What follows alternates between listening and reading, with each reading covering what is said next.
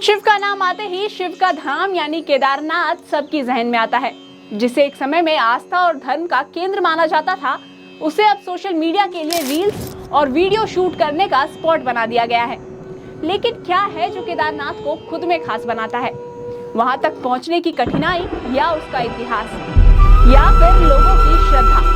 कहा जाता है कि पांडवों ने पाप मुक्ति के लिए इस मंदिर का निर्माण किया था, लेकिन वो पाप क्या था या कैसी थी वो जून 2013 की खौफनाक तबाही?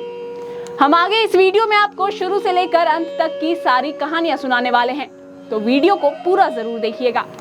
जैसा कि हमने आपको बताया कि केदारनाथ मंदिर का निर्माण पांडवों ने करवाया था, लेकिन आपको बता दें कि केदारनाथ मंदिर इतना पुराना है कि इसका वर्णन हमारी पौराणिक ग्रंथों में भी मिलता है, जैसे कि स्कंद पुराण, वायु पुराण, स्कल्प पुराण, केदारकल्प और केदारखंड। वायु पुराण के अकॉर्डिंग जब ब्रह्मा जी ने धरती बनाई तो उसकी रक्षा के लिए भगवान विष्णु ने नर और नारायण यानी दो ऋषियों के रूप में अवतार लिया। फिर उन दोनों ने स्कंदमादन पर्वत पर भगवान शिव को खुश करने के लिए तप किया। भगवान शिव उनकी तपस्या से खुश हुए और वरदान मांगने को कहा। तब नर और नारायण ने वरदान स्वरूप भगवान शिव को सदैव केदारनाथ की भूमि पर वास करने को कहा। तब से ही केदारनाथ को भगवान शिव का निवास स्थान माना जाता है। ये तो थी भगवान शिव के केदारनाथ में निवास करने की कहानी, लेकिन केदारनाथ और पांडवों में क्या कनेक्शन है? तो आइए ये भी जानते हैं। कौरवों और पांडवों के बीच घमासान 18 दिन का युद्ध हुआ, जिसमें पांडवों की जीत हुई और उन्हें हस्तिनापुर का साम्राज्य मिल गया। लेकिन इस धर्म युद्ध में उन्होंने अपने भाइयों, गुरुओं और रिश्तेदारों की हत्या की थी, जिस वजह से जीत के बाद भी अंदर से सेटिस्फैक्शन नहीं थी। तब श्री कृष्ण ने उन्हें बताया कि उन पर गोत्र हत्या और ब्राह्मण हत्या का पाप लगा है और अगर वो स्वर्ग जाना चाहते हैं तो उन्हें भगवान शिव की शरण में जाना चाहिए, क्योंकि वही उनको इस चक्र से मुक्ति दिला सकते हैं। इसीलिए श्री कृष्ण के ही कहने पर पांडव और द्रौपदी केदारनाथ गए भगवान शिव के ज्योतिर्लिंग के दर्शन के लिए। हालांकि कई मान्यताओं में ये भी कहा गया है कि पांडव ज्योतिर्लिंग को नहीं बल्कि भगवान शिव को ही ढूंढने केदारनाथ गए थे।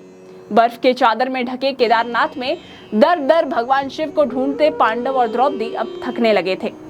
उस वक्त भगवान शिव और माता पार्वती गुप्त काशी में आराम कर रहे थे। ऐसा कहा जाता है कि भगवान शिव अपने भाइयों और गुरुओं की हत्या करने वाले पांडवों से नाराज थे, लेकिन माता पार्वती से पांडवों की यह हालत देखी नहीं गई और उन्होंने पांडवों को दर्शन दिए। माँ पार्वती ने कहा कि मैं आपको भगवान शिव के दर्शन नहीं करवा सकती, लेकिन वो मार्ग बता सकती हूँ जिस पर आपको भगवान मिलेंगे। माँ पार्वती के बताए रास्ते पर पांडव चल पड़े। रास्ते में उन्हें भैंसों का एक झुंड दिखाई दिया। तभी युधिष्ठिर को याद आया कि भस्मासुर से युद्ध के लिए भगवान शिव ने भैंस का रूप लिया था। हो न हो भगवान शिव इसी झुंड में हैं। युधिष्ठिर ने भीम से कहा कि एक एक करके भैंसों को झुंड से बाहर निकालो। भीम ऐसा ही करने लगे। भीम ने जबरदस्ती भैंसों को अपने टांगों के बीच से गुजरने को कहा, लेकिन एक भैंस उनकी टांगों के बीच से गुजरने को तैयार नहीं था। वो भैंस अपने सिर को जमीन पर रगड़ने लगा और देखते ही देखते उसका आधा शरीर जमीन में धंसने लगा। ये देखकर भीम ने दौड़कर उसकी पूंछ पकड़ ली। कहा जाता है कि भीम में 10,000 हाथियों जितनी ताकत थी, लेकिन इतने पर भी वो सिर्फ भैंस के आधे शरीर को ही बाहर निकाल पाए। पांडवों के लाख प्रयासों के बाद भी भैंस रूपधारी भगवान शिव का सिर्फ पिछला हिस्सा ही बाहर आ सका। इसीलिए आज तक भगवान शिव की केदारनाथ में इसी रूप में पूजा होती है। कहते हैं पांडवों ने ही यहाँ रहकर केदारनाथ मंदिर बनवाया था ताकि वो पूजा अर्चना कर सके। इतना ही नहीं, पांडवों के पास उस समय भगवान केदारेश्वर की पूजा करने के लिए सिर्फ चने की दाल और मक्खन ही था।